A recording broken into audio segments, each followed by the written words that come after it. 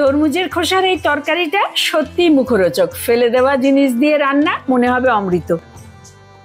গরমকাল, তরমুজ এই সময় মাঝে মাঝেই বাড়িতে আসে, আর তরমুজের অনেকটা খোসা শুদ্ধ ফেলে দিতে হয়। তো আমি তো জানেন কিছুই ফেলি না, তা সেই কিছু না ফেলে করব কি, মাঝে মাঝে রান্না করি, দারুণ রান্না হয়। তার জন্য তরমুজের খোসার সবুজ অংশটা ছাড়িয়ে নিয়ে পাতলা পাতলা করে কেটে নিতে হবে। একটা মশলা তৈরি করতে হবে।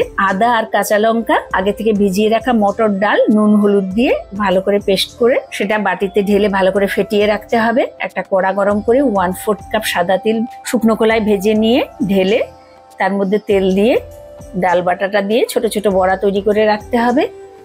আবারও কড়াতে একটু তেল দিয়ে মেথি তেজপাতা ফোড়নে দিয়ে কুচানো তরমুজগুলো দিয়ে নুন দিয়ে নেড়ে চেড়ে ঢাকা দিয়ে রান্না করতে দিতে হবে। তিল ঠান্ডা হয়ে গেলে প্রথমে জল ছাড়া, তারপরে জল দিয়ে মিহি পেস্ট তৈরি করে নিতে হবে। তরমুজ সেদ্ধ হয়ে গেলে ঢাকা খুলে ডালের বড়া, চেরা কাঁচা লঙ্কা দিয়ে একটু নেড়ে চেড়ে তিল বাটাটা দিয়ে রান্না করে নিন। দারুণ হয় খেতে, একবার করলে কিন্তু বারবার করতে ইচ্ছে করবে।